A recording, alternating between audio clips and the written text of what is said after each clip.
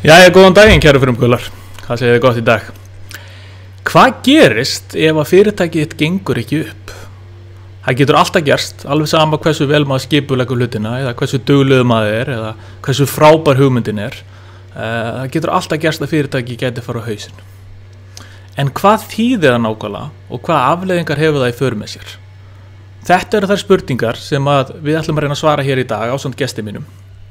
En áður en ég kynni til leiks gestin þá vil ég aðeins taka stuttastund til að minna ykkur á námskeiðið mitt í stofnun fyrirtækja og ef þér er í alvöra með því að fara út í fyrirtækjarekstur þá er þetta námskeiðið fullkomna fyrsta skref fyrir þig og þar lærir allt stofnun og rekstur fyrirtækja og ef þú hefur áhuga að aflaði frekar upplýsingar þetta kíktu þú inn á frumkvöðla.is.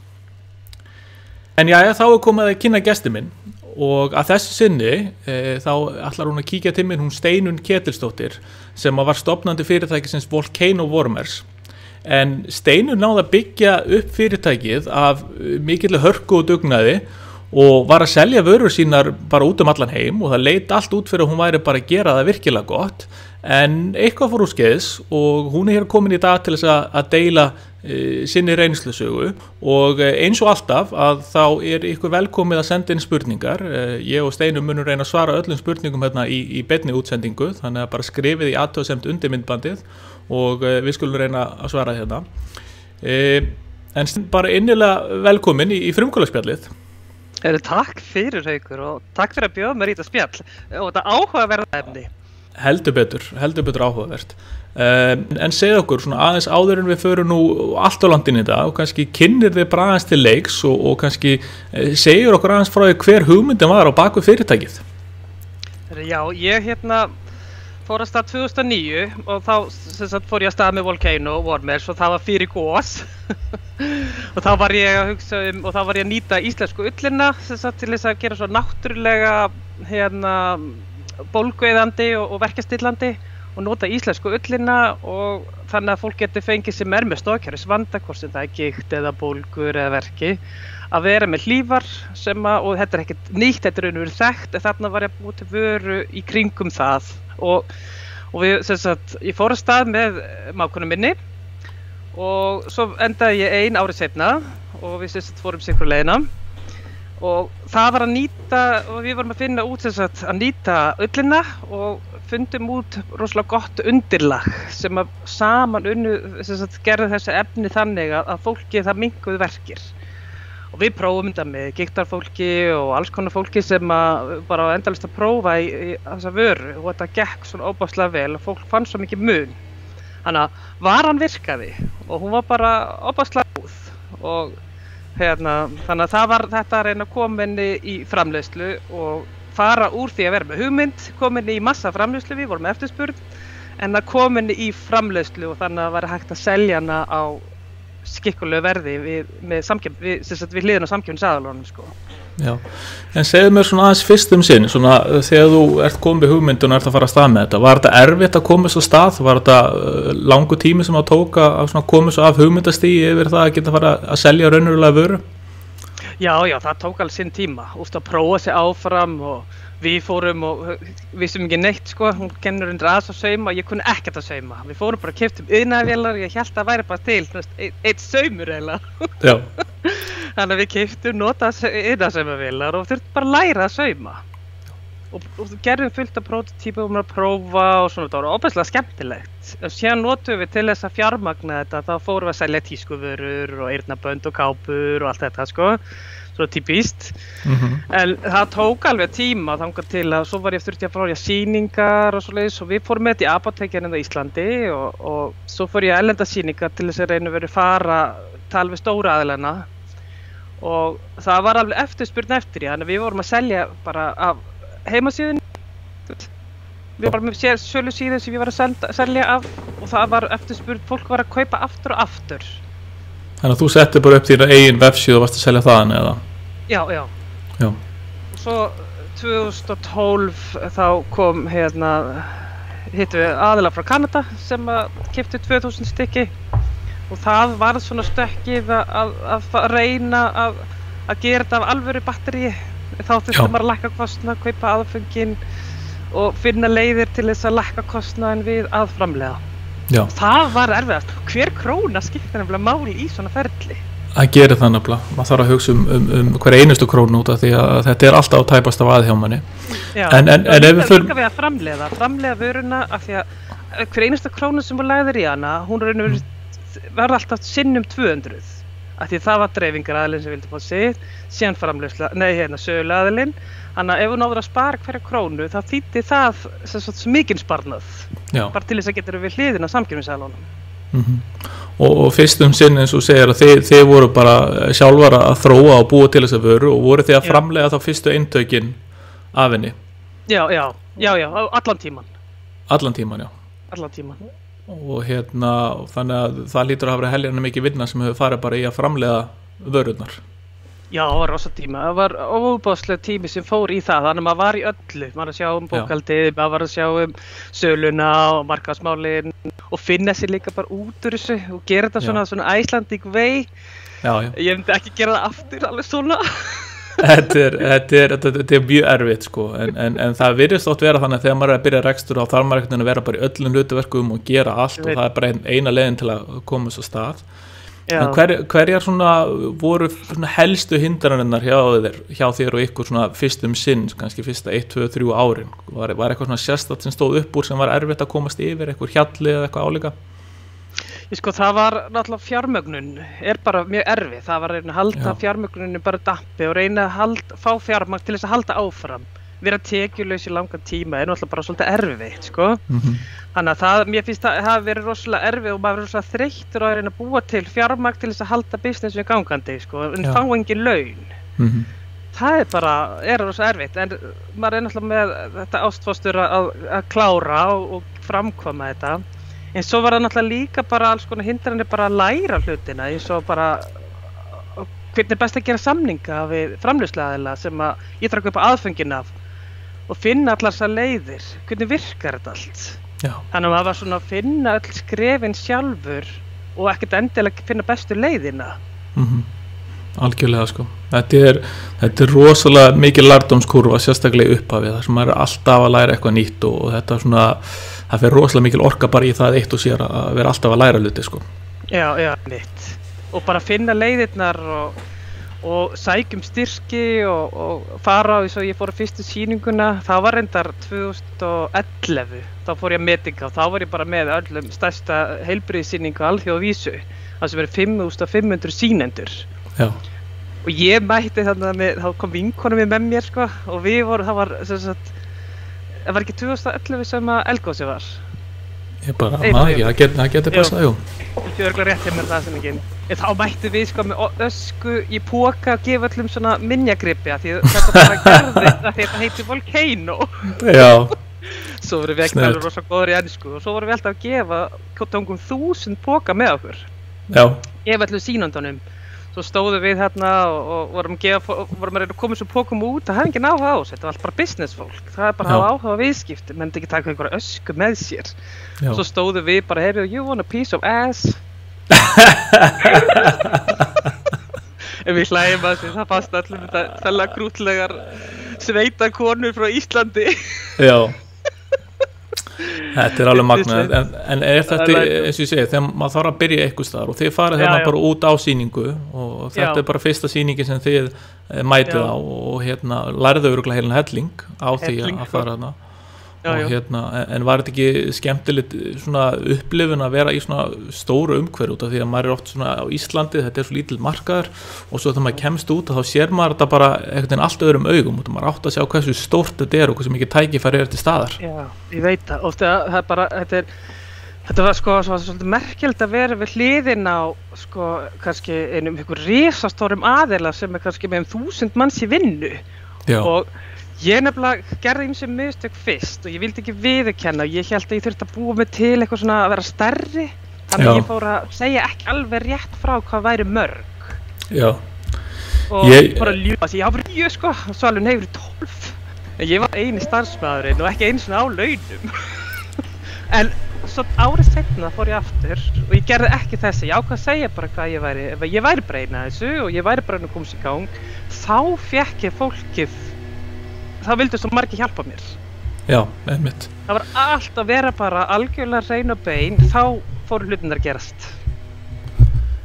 Nákvæmlega, ég gerði það sama sko í upphafi sko að ég var ekkert að reyna að þykjast vera eitthvað karakter sem ég var ekki og var að gera voða mikið úr fyrirtækinu og það má svona aðeins svona oft talað svona fake it till you make it og það alltaf lagi svona aðeins að þú veist en maður þarf svona að vera heiðarlegur og svona vera maður sjálfur, ekki vera að þykjast vera eitthvað sem maður ekki.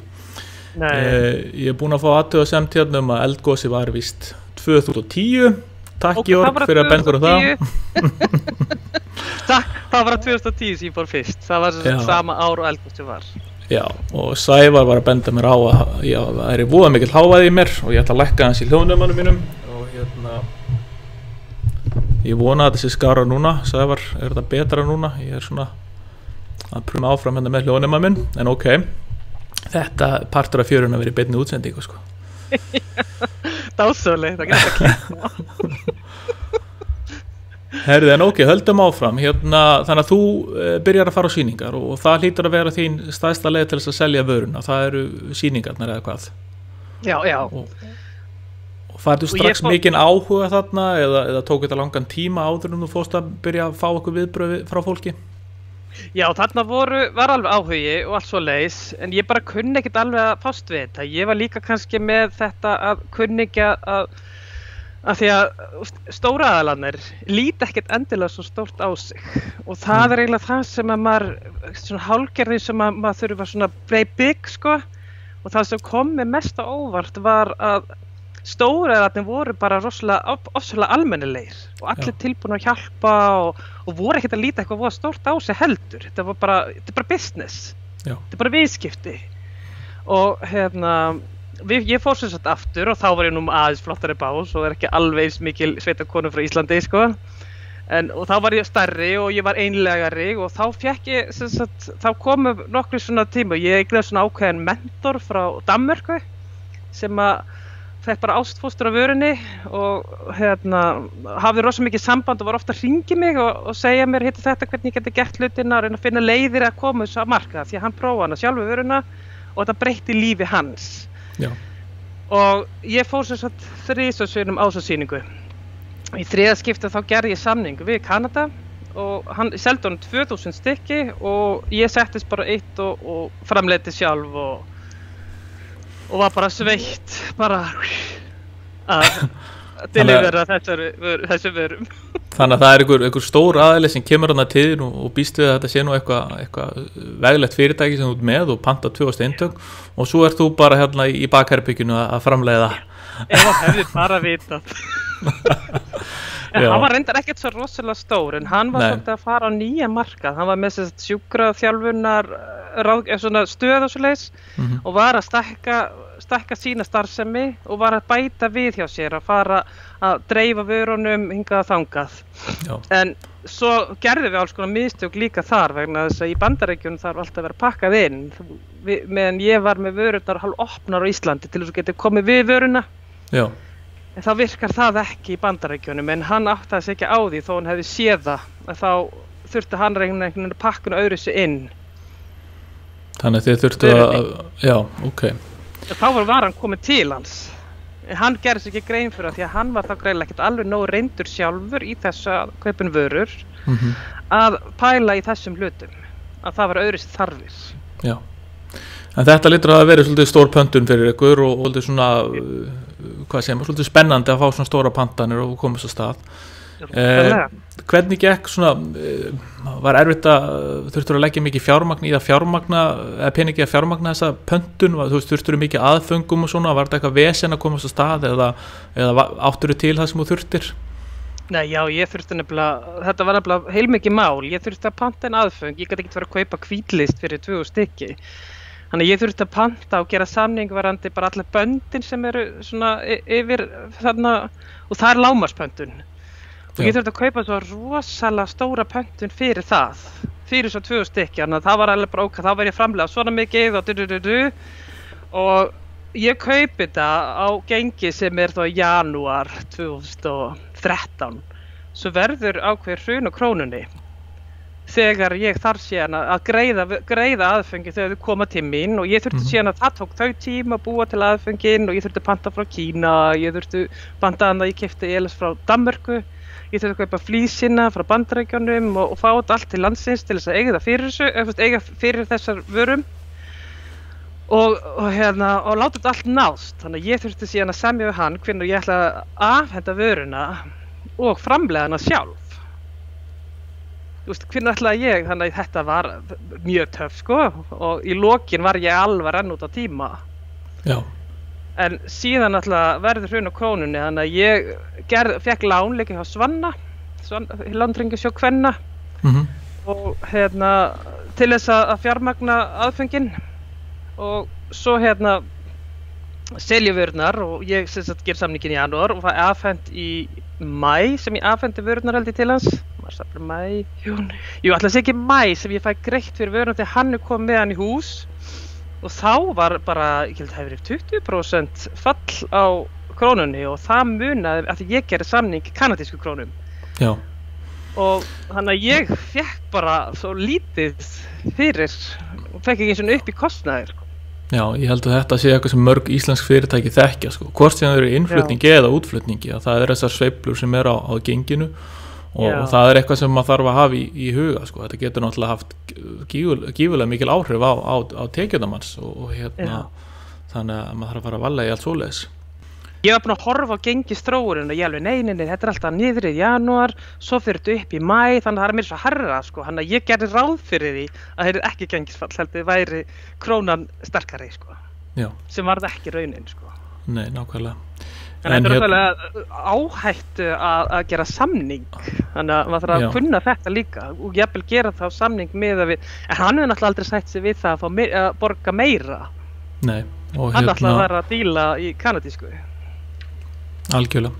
Og stóru fyrirtækin á Íslandi þeir geta keypt sér ýmsar gengistryggingar og annað slíkt en svona við litlu aðlunar erum kannski ekki alveg nógu mikið í því, ég veit ekki hvort það sé í boði fyrir okkur eða ekki sko. Einmitt. Ég þekki það ekki nógu vel sko. En fyrir þau ykkar sem voru að byrja að hlusta að þá er ég að spjalla við hana Steinunni sem er stofnandi Volcano Warmers og við erum svona aðeins að fara bara yfir ferðalagið hennar og það sem hún er búin að gera og svona segja hennar reynslu sögu og ef þið hafa ykkur spurningar þá bara endilega senda þær inn og við skulum reyna að svara þeim í beinni útsendingu. En þú talaðir að þú hefði nú fengið lán, var það svona fyrsta fjármögnun sem þú gerðir eða var það bara búið að vera þitt eigin fjármagn og þinn eigin tími og eigin orka fram að því eða? Já, það var búið að vera bara með tími og ég alltaf fekk styrk frá Landsbankanum upp á 1 milljón aðeins áður og Svanni gaf mér líka styrk, ég fekk líka styrk hjá Svanna, þannig að þetta var svona fjármögnun sem svona fóð mig af stað, annars var ég held ég sem heimsmet að selja eyrnabönd með við höfðatölu. Já, þú fjármagnaði 2000 eyrnabönd, já. Já, þannig að þú fjármagnaði bara með því að selja aðra vörur og komast til þannig stað. Ég var ráðgjöf og allt svoleiðis, en já, og ég var að vinna aðra vinnu í raun og veru sem fóð bara alltaf beint inn í fyrirtækið. Já. Ég held að það sé bara mjög algengt að fólk sé að gera ýmislegt til þess að fjármagna þetta á fyrstu stigum fyrirtækjareksturs sko. Já, ég veit það. Fékkstu á einhverjum tímapunkti inn einhverja fjárfesta eða einhverja álíka fjárfestingu? Nei, ég reyndi. Ég flutti síðan til Bretlands og þar fór ég í svona prógram fyrir frumkvöðla til að komast eða koma fyrirtækja á legg. Já. Og Mýta, nei, ég bara glemma hvað þetta skiptir ekki máli. En allavega var rosa flott, fullt af námskeiðum og svona sem ég fór á hvernig að stofna fyrirtæki og þá eitt af því var fjármálaráðgjöf og ég var að fara til þess að reyna að hitta englafjárfesta og kynna hugmyndina og þar voru nokkur og svo var valið úr og við gátum þá hitt fjárfesta. En ég komst ekki í gegn, ég prófaði tvisvar og þá var mismunandi hvað þau vildu, að þetta er svona framleiðslu dæmi og ég er útlendingur í Bretlandi er ennþá óreynd og þeir eru bara alltaf ekkert vanir þessu að maður sé í öllu, skilji. Og að fara bara af stað og við bara keyrandi, en þeir fannst það líka sjarmerandi að við, eins og við erum, við bara keyrum af stað og gerum hlutina og svo bara finnum við leiðin einhvern veginn á leiðinni. Já. Og það ekki allir frumkvöðlar í Bretlandi sem dettur þetta í hug.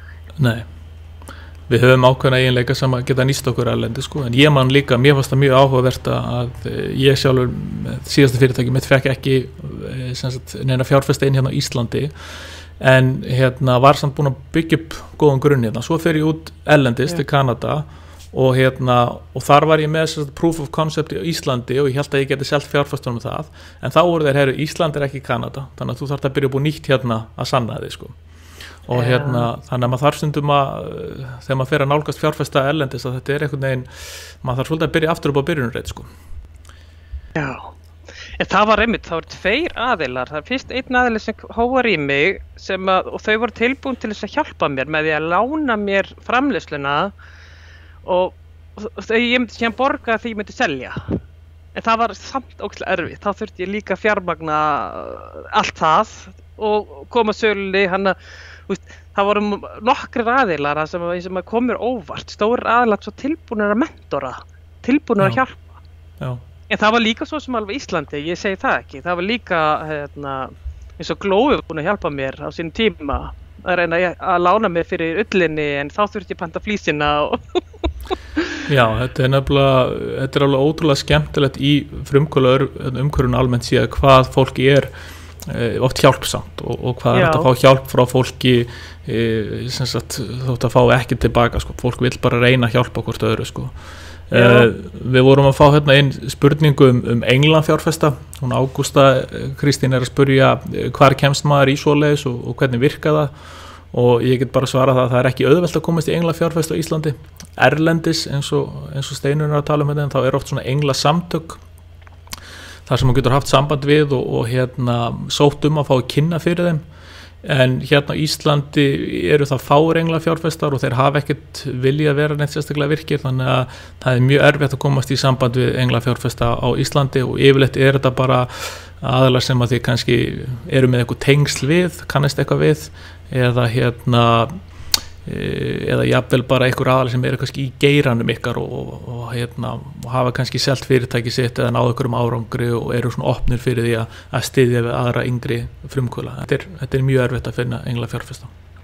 Já, þeir þurfa líka að vera að skilja businessin sem maður í.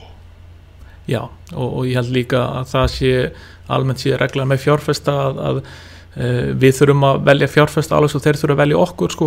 Þetta svona smá dating sem fyrir fram, þú vilt ekki fá fjárfesta sem með allt aðra skoðanir á rekstrinum. Nei, einmitt. Og sko ef maður ætla að fara að skoða líka fjárfestingar erlendis, þá þarf maður að færa starfsemina sínu þangað, og hún líka ókostur í henni mörgu leyti. Við erum ákveð sveigjanleika á Íslandi sko, sem við megum heldur ekki gleyma, þannig að það ekkert endilega auðvelt að flytja erlendis og ætla að fara þar í fjárfestana, því þá þarf maður að læra allt kerfið þar. Já, en þú talaður að þú hefði farið til Bretlands, hvað var það svona kveikjan af því, hvað olli því að þú ákvast að fara til Bretlands? Ég fór með breska sendiráðinu, mjög breska sendiráðinu, og við heimsóttum nokkra aðila sem eru á vegum Evrópusambandsins, sem einmitt að hjálpa veita aðstoð fyrir svona frumkvöðla fyrirtæki. Þannig að við fórum til Birmingham og Manchester og Nottingham. Og ég endaði fyrst í Birmingham og þá hætti ráðgjafinn, þannig að ég ákvað að flytja þá yfir til Manchester, og ég var þar síðan alveg í langan tíma, en það var líka æðisleg þjónusta sem ég fékk þar. En það bara samt var ekki nóg, það bara gekk ekki upp. Allir þessi litli hlutir. Já. En eftirspurnin var til staðar, það var ekki vandamálið. Þannig eftirspurnin eftir vöruðinu var til staðar, en hvað var vandamálið? Að framleiða. Já. Að lækka framleiðslukosta, fá all aðföngin, geta keypt öll aðföngin og þau kæmu öll á tíma og framleiða og mattsæta allt saman, koma vélinn í gang. Já, og þú varst á þessum tíma ennþá að reyna að framleiða allt sjálf. Ef þú verður að gera þetta aftur í dag, myndirðu reyna að framleiða aftur sjálf, eða myndirðu reyna að fá okkur utan að koma það til að sjá framleiðslu, eða hvernig myndirðu gera það? Ég myndi fá aðila til þess að framleiða. Já. Þetta var eitt af vandamáli, svo verður maður svo þreyttur. Já. Þannig hefur maður ekki orku í hitt og reyna að gera allt, þannig að í dag myndi ég klárlega. Og það eru fólk tilbúið í alls konar. Sumir væri tilbúin í að framleiða, eignast hlut í fyrirtækinu, borga seinna, eða borga þegar varan selst, þannig að þau haldinu þangað til maður búin að selja hana, þannig að þau hafa ákveðna tryggingu líka. Þannig að það er hægt að finna alls konar leiðir til þess að fá aðila sem eru með öll tæki og tól til að framleiða og fá þau með mann til þess að reyna að finna leiðir og komast yfir hennar hjalla og ég bara fattaði það ekki á þessum tíma að gera svoleið stíla, samninga. Og þarna kannski komum við aftur að það sem við vorum að tala að væri kostu við Íslendingana, við værum búið góði að gera allt sjálf, en það aftur á móti líka gallinn okkar, að við eigum það til að reyna að gera allt áfram, þótt svo við sem byrja að vaksa aðeins og ættum að fara einbeitt okkur öðrum hlutum. Þannig að eitt sem Íslendingar þurfa að læra er að úthýsa ákveðnum þjónustu liðum og fá inn fólk sem kannski betur og reyndar í því til þess að klára það. Ég veit það. Og líka bara eins og með bókhald og allt það þótt sér einfalt og svoleiðis, en það er reyna svolítið að fá aðila með sér í markaðsmálin, ekki reyna að vera að gera allt sjálfur, þú veist. Reyna að fá aðila, þannig að það er mörgum öðrum aðilum sem vantar líka verkefni, jafnvel tilbúin að vera með, eða jafnvel að vera svona hálfgerðir mentorar, þó að það sé náttúrulega erfitt að allir ætla að fá allt gert, en líka vera bara til að hjálpa til þess að koma til að koma á stað. Já. En ok, þannig að það er líka þetta að vera einn, það er alveg fáránlegt. Það tekur mikið á sko og ég hef talað með öðrum útsendingum að það er alltaf, maður getur alveg verið einn með lítið fyrirtæki á Íslandi en þegar maður er fann að vinna svona og selja vörur út allan heim þá er rosalega erfitt að vera það er erfitt að vera inn í stofnandin en alltaf sérstaklega og stundum er kannski hægt að bæta upp með góðu starfsfólki en yfirleitt þá besta leiðin er ef maður er með eitthvað með stofnundu með sér eitthvað til að deila ábyrgðinni og vinnunni með sko og brainstorma og finna leiðir og alls konar vangaveltur sem maður er með einmitt. Já, þannig að þótt svo að sé svolítið eðli okkar Íslandingar en að gera alltaf allt sjálfa þá stundum einstaklega sinnum er betra að vinna með öðrum.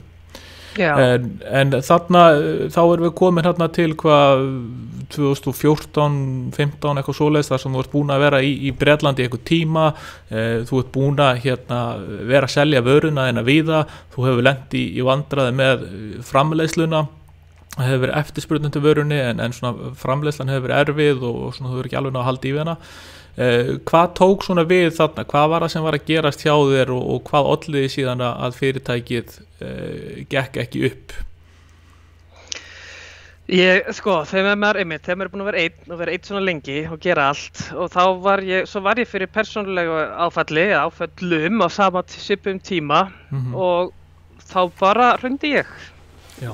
Það var bara algjört hrun í mínu lífi, bara andlega og líkamlega og ég bara hafði ekki meira orku, ég var bara búin á því. Já.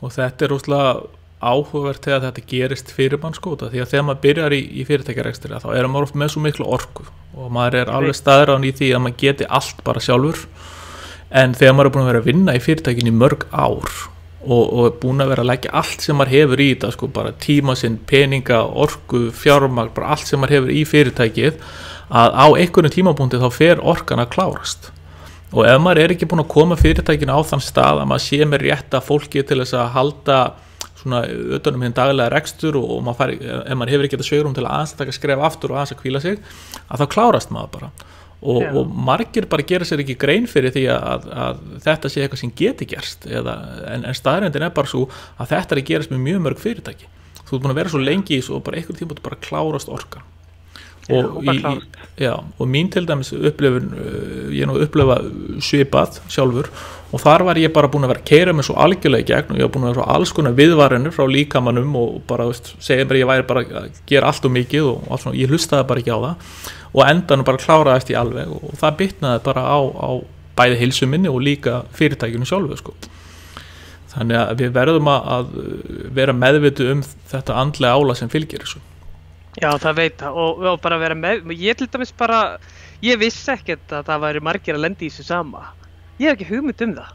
Nei. Ég vissi bara hvað er af hverju er þetta gerast, af hverju er ég að krassa og ég var alltaf að reyna að finna einhverja svona konkrét ástæðu fyrir því, sko.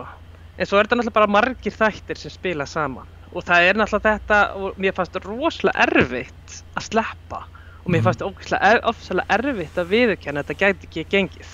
Já. Ég fannst ég svo algjör lúser og mér fannst það svolítið erfitt að segja bara, nei þetta gekk ekki upp og ég var alltaf einhver spyrir, hvað var fyrirtækið? Já.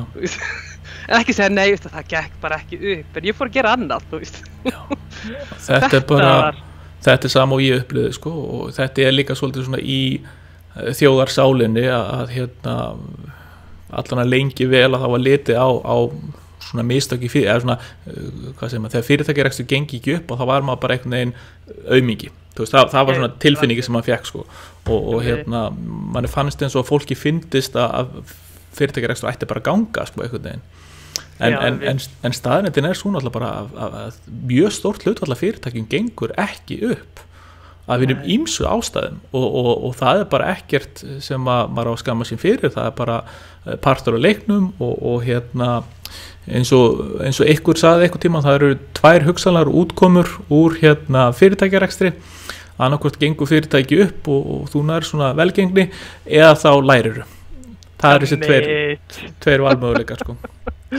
Og lærdómurinn er svakalegur og maður kemur í raun og veru öðruvísi út, maður er búinn að verða fyrir þessu áfalli og búinn að vinna þessu upp úr þessu og mér finnst óbærslega fínt að nota þetta er svona eins og því hétt Volcano að þetta er eins og að vera eftir eldgos og það er allt í öskufalli, það er allt grátt og grámikla og ógeð og þú bara bara guð minn góður en svo allt í henni fer að fara blómin að koma upp aftur og askan var í raun og veru bara næring. Þannig að allt verður grænna ef maður nýtir það rétt, ef maður ákveður það að vera blómið sem skrýður upp úr, sko. Já. Hann Róbert Sveinn var að setja komment hérna, hann segi þess vegna er svo gott að fá svona pandemic eins og COVID, þá er hann að tala þegar maður búin að vera að keyra sig út í vinnu, stundum er gott að fá svona ástand eins og svona sem maður neyðist til þess að taka sér pásu og Þetta er mjög góður punktur, ég vissi að margir hafa upplifað þetta. Algjörlega, sko. Og við fórum alltaf inn að hægjast á öllu og hætta þessu kapplöpi, þó við séum reyndar búin að vinna mikið í að slaka á í kapplöpinu, að njóta þess. Ég eins og sé, eftir að hafa upplifað svona burnout eða kulnun sjálfur og hafa keyrt mig alveg kaf, að þá ég lærði svo rosalega mikið og hugarfæri mitt gagnvart fyrirtækis er svo allt annað, það er svo miklu heilbrigðara og í staðinn fyrir að vera í þessu sífellda kapplöpi að þá er ég miklu meira bara hvað segir maður meðvitaður hvað ég er að leggja í þetta og hvað ég vil fá tilbaka og með miklu betra jafnvægi, sko, þannig að þetta nýtist með miklu betur, sko. Já, maður er ekki bara miklu sterkari og höggin verða sem er í umhverfinu eins og COVID, ég meina það hefði engin áhrif á mig í COVID, ég fannst þetta ekkert óþægilegt, skilur ég held að þetta gera okkur bara sterkar og betri karakterum og ég veit að til dæmis að fjárfestar og aðrir líta oft til þess að fólk hafi eitthvað reynslu og hafi upplifað eitthvað erfitt, sko. Og þetta minnir mig svolítið á söguna sem ég heyrði verðbréfamiðlaran sem var nýbyrjaður í vinnunni sinni og hann gerir eitthvað mistök hjá fyrirtækinu og það kostar fyrirtæki eitthvað 100 milljóna og hann fer inn til yfirmannsins og segir og býst bara við því að vera rekinn og þá segir yfirmaður við hann bara eitthvað ok, þá ertu búin að læra þetta, gerir þetta ekki aftur, haltu nú áfram, skilur þannig í staðin fyrir að vera reiður þá bara er þetta eitthvað sem er búið og gert, það er ekki þetta að breyta því eftir á en maður getur lært af því og tryggt að maður sé ekki fara að gera sömu mistökin aftur, sko. Já, og þarna ef þetta var óvart og eðlilega bara sem gerðist og við fyrirtæki þurfum alltaf að vera með svigrúm og fyrir mistök. Já. Og þurfa að efla þessa frumkvölu hugsun innan fyrirtækja að starfsfólk þori að taka nýjar leiðir í fyrirtækjunum. Það er líka ákveð sem við þurfum að læra núna í þessari 4. iðnbyltingu. Þurfum að þjálfa þær að gera mistök og segja ok, gera mistök, hvað getur lært af þeim? Já, og ég held líka bara núna, sko, þessi umræða sem er eiga sér stað núna eins og bara núna það sem við erum að tala hérna að það bara fólk sé almennt sé að tala opinskátt það að fyrirtæki hafi ekki gengið upp og annað slíkt, þetta er bara að hvað segir maður, gera það auðveldara fyrir þá sem eru nú þegar í rekstri út af því að þeir vita þá að þetta er ekkert endalógt þótt fyrirtæki gangi upp og þeir þá kannski átta sig fyrr á því heldur við gerðum að fyrirtæki sé kannski ekki ganga eins og ætti eða þeir sé ekki alveg að standa undir álæginu og gera þá eitthvað í því og það er ekkert til þess að skamma sín fyrir. Mér fannst nefnilega ef ég lít tilbaka, ég vildi að ég hefði sleppt fyrr Mér fannst óbáslega erfitt að sleppa, en síðan fluttum við frá Bretlandi, það var ekki hægt að taka einhver aðföng, þannig að við viljum bara gáum þetta og bara svona losum ykkur við. En það að fara frá, losa allt dótið, þetta var alveg bara mjög erfitt og ég þurfti alveg að syrgja fyrirtækið og hugmyndina því að það myndi ganga upp, en það var alveg óbáslega frelsun að losna undan því. Þegar allt var farið, ég bara, ég laus við þetta. Og þetta sko, ég held að eins og þú talaðir að þetta var hérna 2014 og 2015 þú byrjar svona fyrst að finna fyrir þessari þreytu og orkuleysi og hérna það væri rauninni fyrstu viðvörun þín, en það tók því rauninni rosalega langan tíma en það ekki áttaði á að þetta væri raunverulega að þú væri bara útkeyrð og fyrir vikið að þá varstu svona að draga þetta allt á langinn og hérna og þetta tók svo því langa tíma hjá þér það ekki bara að klára þetta síðan loksins endanlega. Jú, það tók mér rosalega lang tíma. Ég orðin mjög þung hérna 2015 og þá ég bara að reyna að finna og ég hugsa bara, ég var bara orðin eða þunglind. Ég þarf eiginlega að gera eitthvað í því og fór að gera mig grein fyrir því að ég væri bara orðin þunglind. Og svo fór ég bara að vinna úr því og reyna að finna þá nýja leiðir og svo leiðis. 2015, það er ekki að segja 2018 sem við flytjum út. Og svo bara að reyna að finna nýja leiðir, að gera nýja hluti. Svo það ekkert endilega auðvelt í Bretlandi, þú veist. Ég stökk ekki í eitthvað starf, heldur. Búin að vera með fyrirtæki og Bretar náttúrulega líka þannig að þeir eru ekkert þeir vilja frekar hlýð, fólk svo frekar undirgefið. Já. Og það svona, þú ert að vinna í einum geira, ekki búin að vera að gera allt. Já. Og þá fékk ég ekki heldur vinnu og þá var það ennþá annað hjálp og þetta var alveg bara, ég var orðin þreytt. Já. Og komið lítið sjálfstraust og því ég var alltaf minn mestu óvinnur. Ég lamdi mig sem ég kallaði svipuna mína. Í staðan fyrir að segja, og svo var svo mikill sigur að fara úr því að segja, nei, hefurðu viljað breyta þessu? Nei. Hefurðu viljað ekki gera þetta? Nei, það var önnur manneskja. En bara læra af þessu og koma sterkar út úr. Það nefnilega málið sko.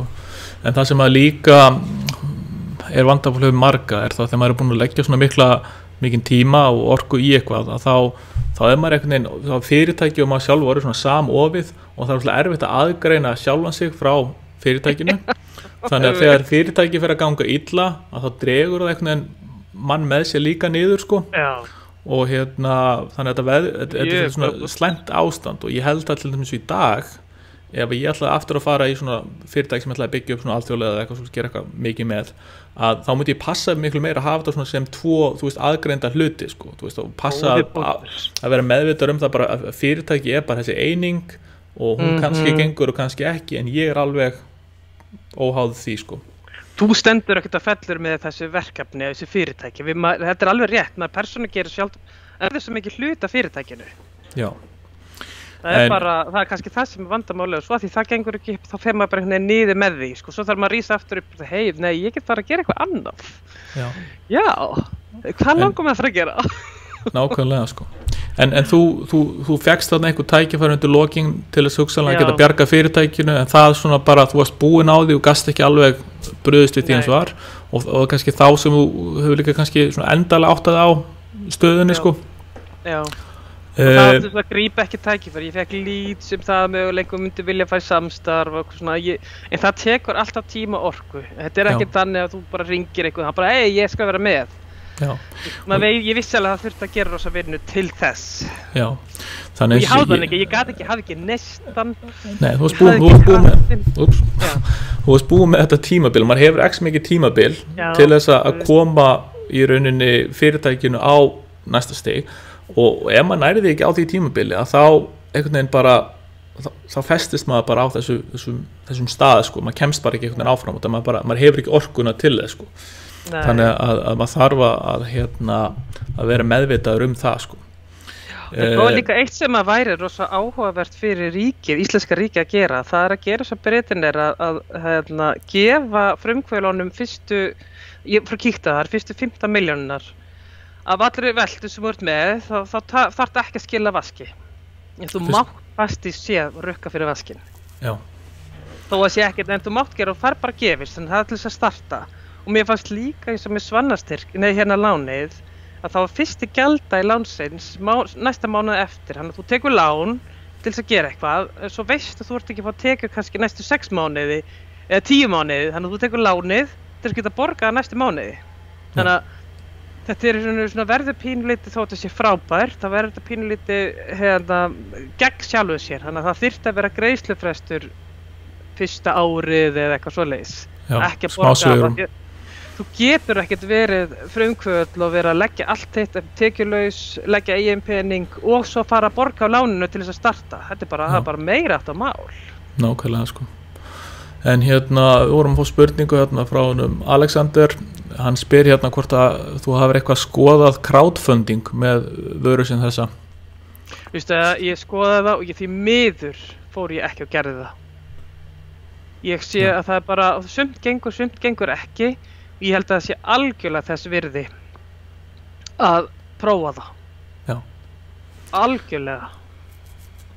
Ég dauðsi alltaf eftir að hafa ekki prófað það. Þetta en svo líka ágætt að minnast á það að pröfa svona nýja hluti eins og crowdfunding eða hópfjármögnun eins og heitir í íslensku, að það náttúrulega tekur líka tíma og þegar maður og þannig að það kannski fara einhverjar vikur eða mánuður í að undirbúa þetta og gera þetta allt vel sko, þannig að þetta alltaf svona spurningum að velja og hafna sko, að maður getur ekki verið alveg fullu í allri sölu og markaðsmálum að velja hvar maður vil sína bardaga sko. Og ég var nefnilega ekki alveg viss hvort þetta yrði eitthvað hitt, skilur, þetta ákveðin þessi hópur sem kannski að nota hitalífarnar ekkert endilega í crowdfunding, þetta fólk sem eldra og fólk sem með stoðkerfisvanda, hana, þú veist, þetta svona, þetta frá kannski 40 plus hópur. Já. Og ég var að hugsa það hópur sem myndi í raun og veru, sem yngri sem í crowdfunding, myndi þau taka þátt í þessu, þannig að þetta svolítið séns sem að tekur. Valdimar bara að hrósa okkur fyrir þessar frábæru upplýsingar sem að koma fram hjá okkur. Æði. Arnar segi geggjað og já, þannig að þú ert búin að byggja upp fyrirtæki, búin að flytja til Bretlands, allt komið byrja að selja út allt, búin að vera á sölusýningum og allt svona koma að stað, en nærði ekki alveg að komast á næsta stig áður en þú bara ert búið með orkuna. Svo lendur í því að það tekur smá tíma áttað á að þú sett búið með orkuna og áttað á bara stöðinni og þá loksins byrjar svona fyrirtæki að bara svona fjara út bara svolítið af sjálfu sér og hvað tekur svo við í framhald af því, hvað var næsta skref hjá þér eftir það þegar þú sér að fyrirtæki að klárast? Þá var ég, þegar ég var að vinna alltaf önnur verkefni, ég var til þess í stafrænni fræðslu fyrir stjórnendafræðslunar, ég byrjaði því 2015, ég held ég örgulega rétt hjá mér, 2016, fyrir að kenna í því, óbáslega gaman, bara í netinu og ég var það í Manchester að bara kenna og svo verð ég svo óbáslega hrifin af þessu, mér finnst þetta svo óbáslega gaman að kenna og ég að gera þetta svona samhliða og reyna en orkan búin. Og ég var gera ekkert fyrir Volcano, ég var eiginlega bara hætt. Já. Og þarna var bara til að ná mér í tekjur og líka bara til þess að vera í samskipti við fólk, og þess að það líka það sem gerist þegar það voru svo mikið einn, maður verður svolítið skrítinn. ég þekki það vel. Maður verður eiginlega svona hálffurðulegur með furðulegan húmor og skrítinn í samskipti með fólk og svona. Já. Þannig að ég þurfti svona aðeins að læra samskipti bara pílut upp á nýtt. Já. En svo flytt ég heim í fyrra, í janúar í fyrra eiginlega, þá kem ég heim og fer að vinna hjá Intellecta og þá langar maður að fara algjörlega bara í stafræna fræðslu. Og ég náttúrulega óbáslega gaman að kenna, það mikið út úr ég að sjá nemendur eflast og fór bara í stafræna fræðslu og lét gamlan draum rætast að útbúa teiknumyndir og tala inn á þær og vera með avatar sem hreyfi munninn og gera svona. Þannig að mér finnst það og svo allt í einu bara vá. Þetta bara ógeðslega gaman og mér hlakkar til að fara í vinnuna hverjum einasta degi. Já. Og ég hélt að það væri ekkert líf eftir Volcano. Þannig að þú rauninni tekur þá ákvörðun að hvíla það aðeins á frumkvöðlastarfinu og gera eitthvað sem hún virkilega bara hefur gaman og er að skapa ánægju fyrir þig. Já, og raun og veru þetta vissuleita ákveðið frumkvöðlastarf ef þú talar frumkvöðlastarf innan fyrirtækja. Og ég held ég sé svo eina sem að gera þetta svona markvisst og búa til námskeið fyrir mörg fyrirtæki sem bara stafræn þú komur náttúrulega aldrei í staðin fyrir staðbundin námskeið, heldur eru við þarna bara að auka möguleika. Já, ég líka, til að auka fræðsluna. Mér finnst það líka, sko, ég hef kynst í sjálfur, ég veit marga frumkvöla sem hafa lent í vandræðum með það, þegar maður er búin að vera frumkvöla einu sinni, að þá svolítið erfitt að taka skref og fara að vinna fyrir einhvern annan.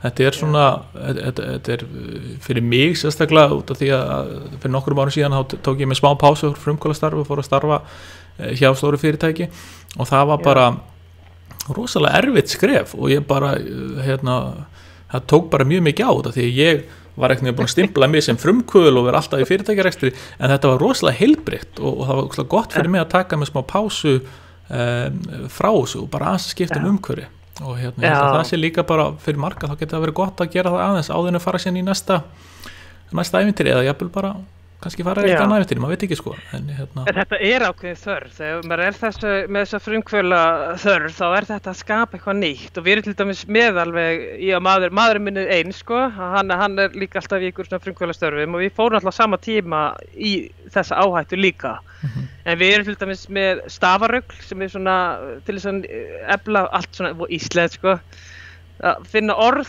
nota þetta bara í skrafl eða í alls hvað sem þú ert að reyna að finna íslensk orð þú getur verið að gera kvæði eða hvað sem en svo erum við líka með Viggu sem fræðslukerfi og við erum búin að byggja það líka upp og ég hugsaði mér bara, vá, maður alltaf í því að leysa eitthvað þetta bara eitthvað brjáluð þörf og hún nefnilega hvatinn ekki að verða ógeðslega rík, heldur að leysa finna lausnina og framkvæma hana ógeðslega skrítið og ég alveg bara, akkur ekki með þess að þörf að verða ógeðslega rík það bara svo mismunandi hvað keyrir okkur áfram en ég held að með mjög marga frumkvöla það sem þeir eru spenntir fyrir að geta haft jákvæð áhrif á heimili kringum sig sko Já, ég held að það svona kannski líka um þessu kennslan ég hef rosa gaman að því að sjá fólk eflast það kannski þessi þörf Já,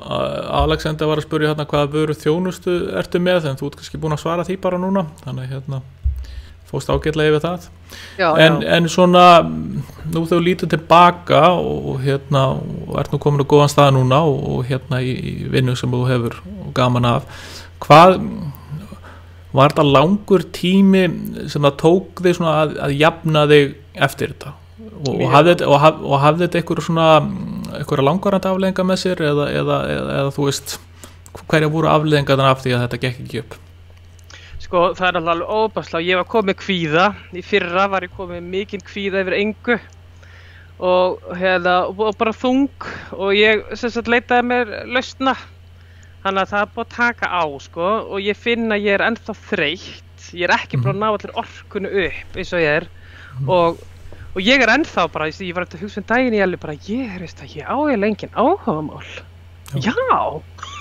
það fyrir allir orka mér bara í vinnuna og svo bara vinnan og svo fyrir heim og ég átti ekkert áhugamál og þú komst með hana punkt í gær og ég segi bara, já þú maður svo gjörsamlega búin á því að maður búin að gleyma sjálfu sér á öllu leyti og ég til dæmis eftir að koma mér í form og byrja að hreyfa mig og allt og ég allt svo stórtæk og ég ætla bara að gera allt mér langar að gera viðeigasundi í ágúst en ég ekki búin að hreyfa mig neitt ég bara stækka sko þannig að ég þarf að fara að vinna í því og ég finna að ég kom með sko en ég finna að eljan að koma ég kom með meira orku, ég kom með meira sjálfstraust þannig að núna kemur þetta en þetta búið að taka mig 4 ár Já. 4 ár. Það rosalega langur tími. Já, það tók mig í rauninni svona 3 ár að vinna mig út úr kulnun og ég var alveg mjög markvisst að vinna í því sko.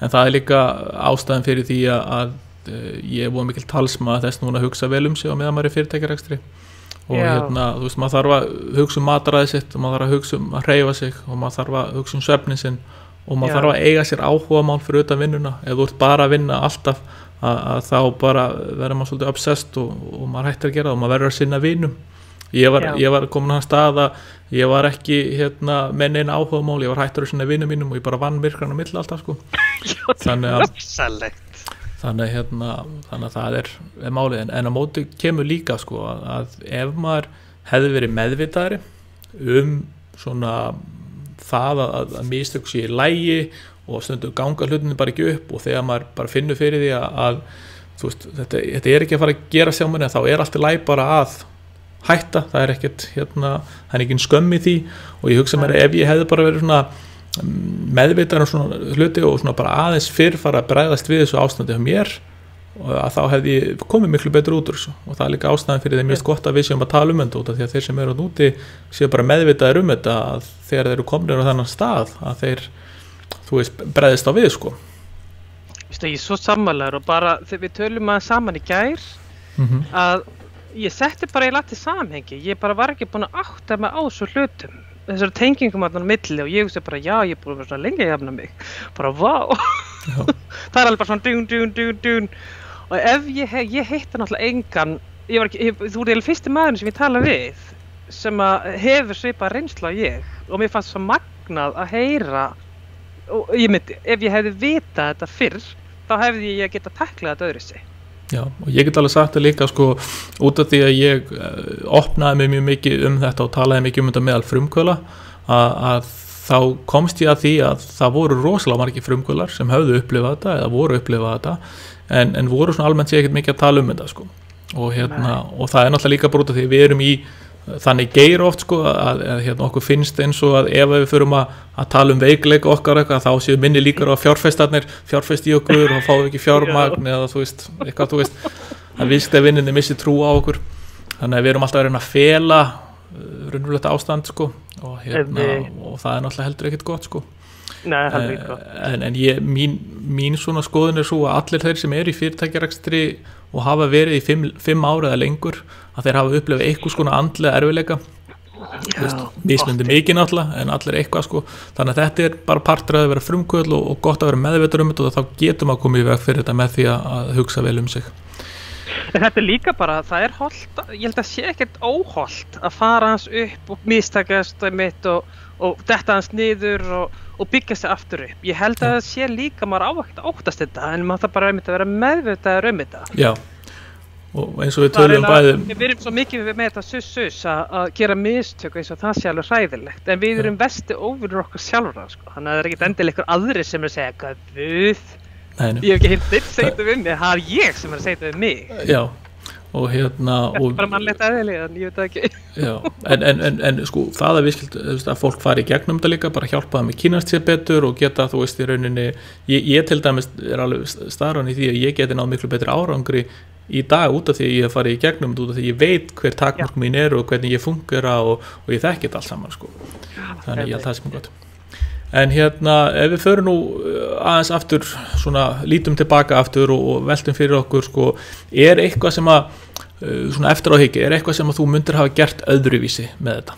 Er þetta eitthvað sem þú lærið þér af þessu öllum þessu ferli, bara frá hugmyndinu og alla leið, sem þú hefðir kannski gert öðruvísi ef þú værir að gera í dag? Sko, ég myndi vilja, ég myndi fyrir allan peningin reyna að vera með einhverjum öðrum með mér.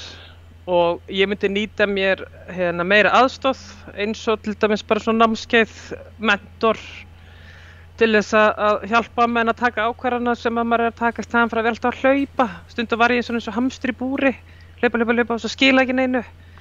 Að nýta sér miklu frekar þá sem er í kringum mann og þá sem eru með reynsluna og eru aðstoða vegna þess að þetta er svo dýrmæt reynsla. Men eins og bara að nýta reynsluna frá þér og fá svona mentorar sem hafa prófað þetta, vita hvað þetta bara skiptir svo miklu máli. Og ég myndi, og líka bara spyrja fólk, þú veist, sem er í þessu geira, stóru aðilana, það er ótrúlega hvað margir er tilbúin að hjálpa manni. Og það kommer alveg sko óvart svona í lokin.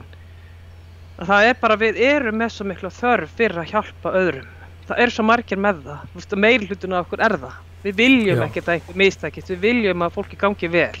Öfund eða eitthvað svolítið bara svo sjaldgætt. Já. Við erum líka til í að hjálpa hvort öðru. Og það að biðja hjálp, ég er í vandræðum hérna. Og það ótrúlega bara svona, ok. Þannig að nýta sér þetta. Við viljum að vera að halda maður sér bara rókslega töffar og geta gert allt einn. Við erum ekki öllu fá aðila til að vera að hjálpa manni mitt í samning, bara hjálpa aðila við framleiðslu og nýta þá sem eru búin að vera að gera þetta. Því það held ég alveg skila sér margfalt tilbaka. Já. Tíminn ennvel líka tap. Algjörlega. En já, svona að lokum er eitthvað sem vilt koma til skila til þeirra sem eru að hlusta, eitthvað góð ráð eða eitthvað sem vilt deila með með öðrum frumkvölum? Ég myndi bara segja að bara endilega láta vaða og prófa nýja hluti, prófa sig áfram, spyrja og ekki, þú veist, og ef að hugmyndin alveg ekki að ganga upp, hætta bara að fara að gera eitthvað annað, finna eitthvað annað að gera. Þurfum ekki að festast og pöngast í einhverju sem orðið hundleiðilegt að gera og að draga úr okkur orku. Og það líka alveg hægt að taka bara beygju, ég ætla að hætta þessu, ég ætla að fara að gera annað núna. Og einmitt eins og segir, taka pásu, fara kannski að vinna í smá stund og fara svo aftur á stað. Og ég held að það sé, ég meina við erum að fara í gegnum gríðarlega breytingar núna og það skipti máli að prófa hluti og standa aftur upp. Já, algjörlega. En já, ef þið hafið einhverja spurningar fyrir hana Steinunni, endilega sendið þær inn. Væri voða gaman að sjá hvort að við getum eitthvað svara nokkur spurningum í lokin. Guðrún að deila hérna, hún segir bara þú ert frábær Steinun. Hún setur mynd hérna fallegu blómi. Æ, takk. Ástíð segir frábært viðtal. Valdimar segir takk. Þannig að fólk virðist vera svona sátt með þetta hjá þér. Æðislegt. Ingibjörg segir takk fyrir, fróðlegt og skemmtilegt. Þannig að þetta aldeilis gaman. Æðislegt. Og bara vel gert ykkur, ég bara takk fyrir að opna á þetta. Mér finnst þetta bara æðislegt. Já, eins og ég segi, ég hef mikla trú að því að maður eiga við sem frumkvölar, þetta eina helstu okkar helstu áskorunum, það þessi andlega hlið af rekstrinum og við verðum að tala opinskátt þetta, út af því ef við ætlum að fara að reyna að fela þetta, þá hættan á því, eins og við töluðum við töluðum í gær, að þegar við lendum í þessu, þá vissum við ekki aðrir voru að lenda í þessu og við vissum ekki að þetta væri eitthvað hlutur sem væri til, þannig að okkur fannst þetta miklu erfiðara. Ef við hefðum vitað að aðrir væri að fara í gegnum þetta og þetta væri svolítið partur af ferlinum, að þá hefðum við getað tekist betur á við þetta og þetta hefði ekki verið jafn erfitt, sko. Það mitt það sem ég að tala um. Þörfin fyrir að deila og hjálpa öðrum, hún svo sterk. Já. Eins og þarna, þú bara hugsa að hjálpa öðrum, miðla reynslun hann að aðrir þurfi ekki að lenda í því sama. Þess að frábært. Svona bara maðurinn. Já, þegar maður lendir í einhverju sem erfitt og þá vill maður alls ekki einhver annars sé að upplifa slíkt til sama, sko. Ekki var hægt að sleppa þið, sko. Nákvæmlega. Guðrún Elva segir mjög áhugavert og upplýsandi viðtal. Takk fyrir innlagnina Steinun. Ég bara sammála Guðrúnu með það. Takk hérlega fyrir að vera svona einlæg og deila þessu með okkur. Það ekkert auðvelt og ég held að alveg hróskili fyrir að tala opinskátt þetta. Já, takk fyrir. Stefán Bragi takk fyrir geggja spjall. Ólöf Rún segir þú hetja Steinun, hún gefist þetta hjarta mér. En sæt. Ástór æðislegt, takk fyrir að deila. Ásthildur, kæra þakkir, mjög lærdómsríkt og kveikjandi. Jóhanna þeir eru æði bæði, takk innlega fyrir að deila þessum fróðleik. Þannig að það fá góð viðbröð við þessu. En já, bara svona til þess að taka þetta saman í lokin, að hún Steinun stofnaði þess fyrirtæki 2009 sem Volcano Warmers og var að framleiða svona stóðbúnað, stuðningslífar, takk, stuðningslífar fyrir fólk með verki og hún byggir þetta upp og flytur með þetta til Bretlands og byrjar að selja víða heiminn og gengur mjög vel og eftirspurnin var mikil en það náðist ekki alveg að koma framreiðslunum réttan stað og endanum þá brann hún bara út á tíma og náði ekki að koma þessu á næsta stig og hafði bara ekki orkuna í að í rauninni halda á þessu lengra út af því við höfum bara takmarka orku til þess að ná því en hún búin að vinna sér vel út úr þessu og ég bara rosalega þakklátur fyrir það að hún sé komin á þann stað í dag að deila þessu með okkur og ég vona bara að þetta nýtist ykkur hugmyndin þetta spjallina var til þess að hjálpa ykkur að